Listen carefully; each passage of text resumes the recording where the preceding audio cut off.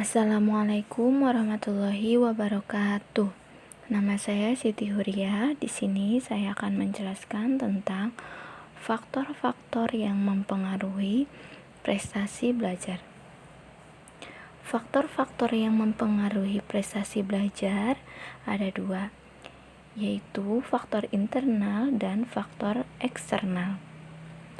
Faktor internal yang mempengaruhi prestasi belajar yaitu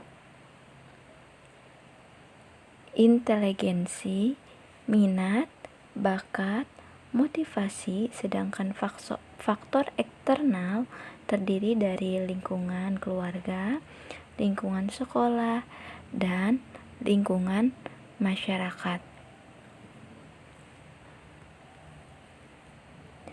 Faktor internal.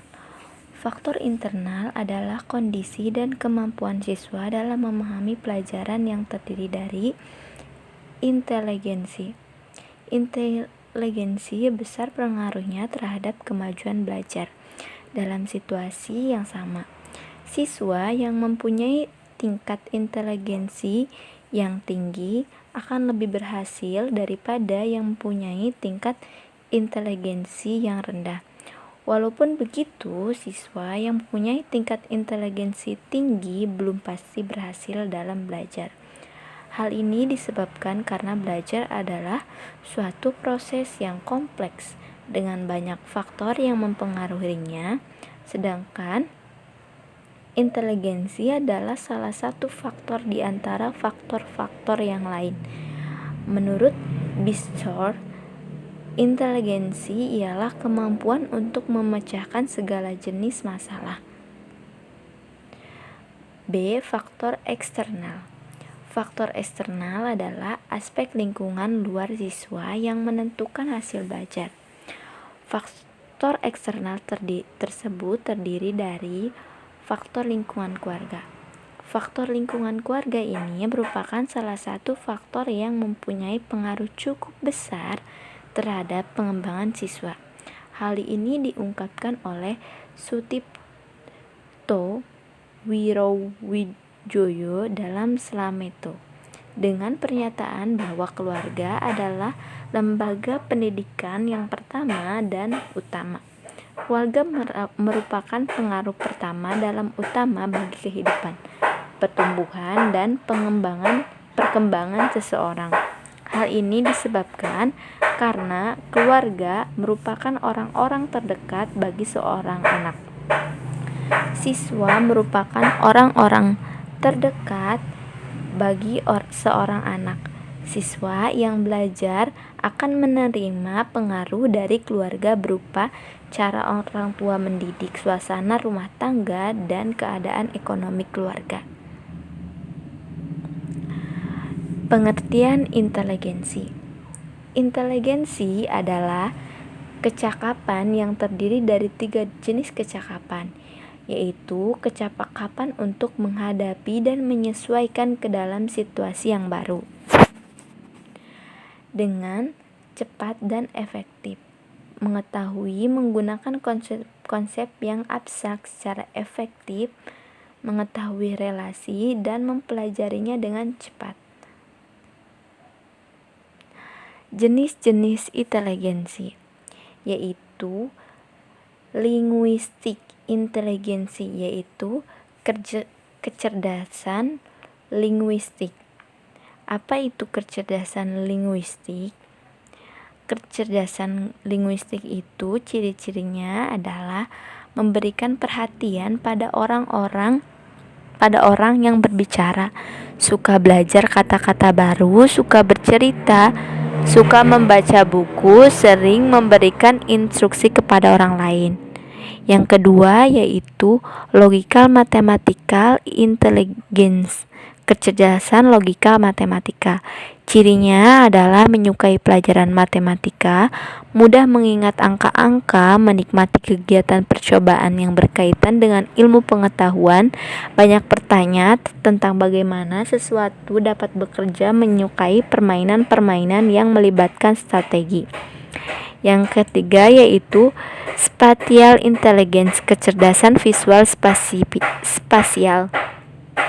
yaitu lebih menyukai kegiatan menggambar daripada bercerita, mudah mengenali tempat yang baru, lebih mudah membaca gambar daripada teks atau huruf, menyukai permainan yang berupa bangunan bentuk 3 dimensi. Yang keempat, bodily kinesthetic intelligence, yaitu kecerdasan kinestetik. Cirinya mudah belajar naik sepeda, berseluncur, dan olahraga. Banyak menampilkan bahasa tubuh saat berbicara dengan orang lain, banyak aktivitas fisik tanpa merasa lelah, mudah mendirikan gerakan orang lain, selalu aktif. Yang kelima, musical intelligence, kecerdasan musikal. Cirinya adalah suka memainkan alat musik, suka mendengarkan musik, suka bernyanyi, suka mengingat melodi. Yang keenam, interpersonal intelligence, yaitu kecerdasan interpersonal. Cirinya menyukai aktivitas dan permainan dengan anak lain, yaitu memberikan nasihat kepada teman yang mengalami masalah, mampu merasa dan berpikir seperti yang dirasakan orang lain, mampu memimpin teman-temannya. Yang ketujuh yaitu interpersonal intelligence, yaitu kecerdasan interpersonal. Cirinya seringkali membutuhkan tempat yang tenang dan sepi untuk beraktivitas, suka mengoleksi barang yang memiliki arti baginya, mengingat mimpinya, memiliki kemampuan yang keras dan mandiri, mampu mengukur kekuatan dan kelemahannya. Yang terakhir yaitu naturalis intelligence, kecerdasan naturalis. Cirinya adalah menikmati kegiatan, mengumpulkan serangga, bunga, dan batu, senang menyelidiki hal yang ia temukan di alam, suka mengamati fenomena alam, suka belajar suatu dari alam. Alasan pengembangan kecerdasan, yaitu alasan dikembangkannya kecerdasan intelektual, emosional, moral, dan spiritual bagi pembelajaran. Yaitu yang pertama, tujuan pendidikan nasional menurut UU SPN nomor 20 tahun 2003 pasal 3.